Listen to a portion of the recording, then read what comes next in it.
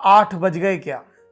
हमारे देश में जब ये ऐलान होता है शाम के 8 बजे का और इसके साथ प्रधानमंत्री नरेंद्र मोदी का देश के नाम संबोधन ये जिक्र आता है तो लोगों की त्योरियां तन जाती हैं। आज वक्त बदला हुआ है, 8 की जगह 8:45। हमारे देश के हमारे प्रधानमंत्री नरेंद्र मोदी ने आज देश से बात की।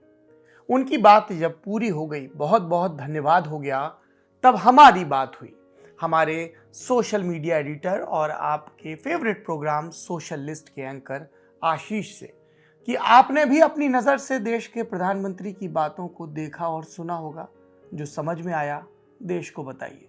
तो आशीष ने एक विस्तार पूर्वक टिप्पणी लिखी और उस टिप्पणी का मैं आपके सामने वाचन कर रहा हूं। क्या लिखते हैं आशीष? देश डेटा से दुराव रख रखा है। आईपीएल में आज कौन सी टीम जीतेगी, ऐसे प्राचीन सवालों पर सट्टा लगता है। साथ में बता भी दिया जाता है इस योजना में वित्तीय जोखिम के तत्व हैं। उससे ज्यादा सट्टा शायद इस बात पर भी लग जाता हो कि अगली बार प्रधानमंत्री टीवी स्क्रीन पर नजर आएंगे तो क्या इमोशनल हो जाएंगे।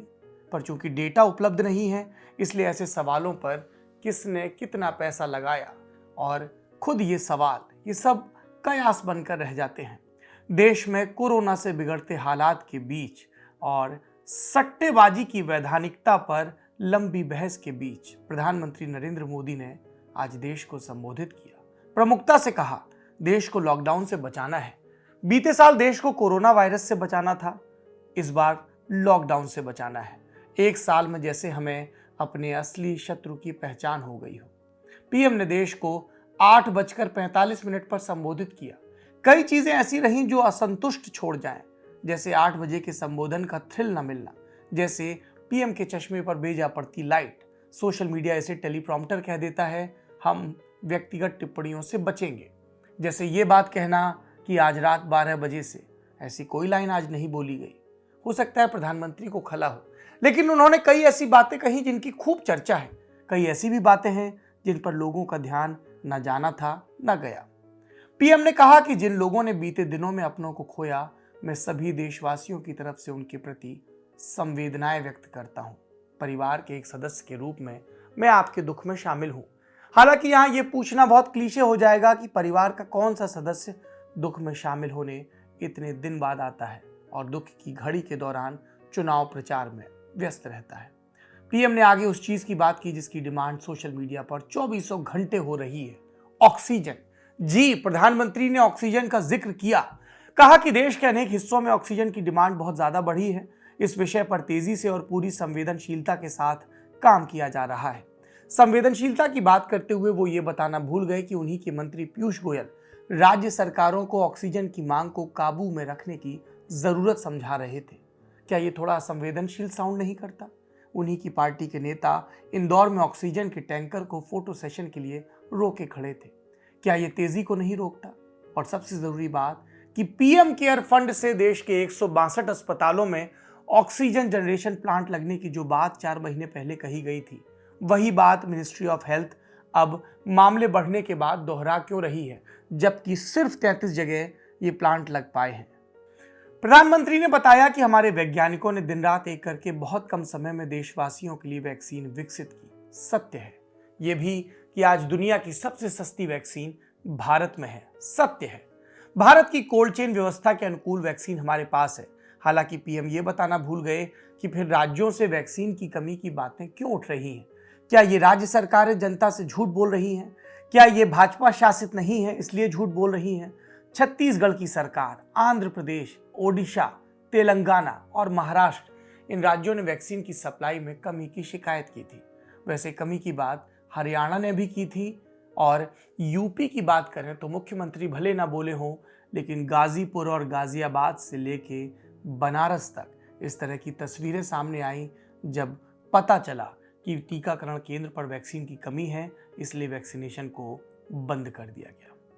कोरोना वायरस और लॉकडाउन पर बोलते हुए प्रधानमंत्री एक चीज और शायद सिरे से भूल गए, पीएम केयर्स फंड। मतलब प्रधानमंत्री पीएम केयर्स फंड को इस कदर भूले कि गलती से भी फंड में नए योगदान की बात उन्होंने नहीं की। हो सकता है इस फंड का प्रयोजन पूरा हो गया हो। हमारे प्रधानमंत्री को बच्चों से बहुत प्यार है। ये वो लाइन है जो पंडित जवाहरलाल नेहरू के टाइम भी लिख दिया जाया करती थी। हम समानता तलाशने नहीं बैठे हैं, नेहरू का जिक्र हम क्यों करें।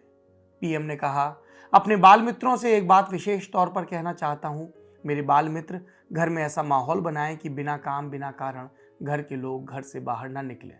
बच्चे सहज बुद्धि के होते हैं, उन्हें ये क्लैरिटी न मिल सकी कि चुनाव की वोटिंग को वो कारण में गिने या नहीं। बंगाल में चुनाव है, उत्तर प्रदेश में पंचायत के चुनाव हैं। क्या यहाँ पर भी बच्चों को अपने अभिभावकों को रोकना चाहिए?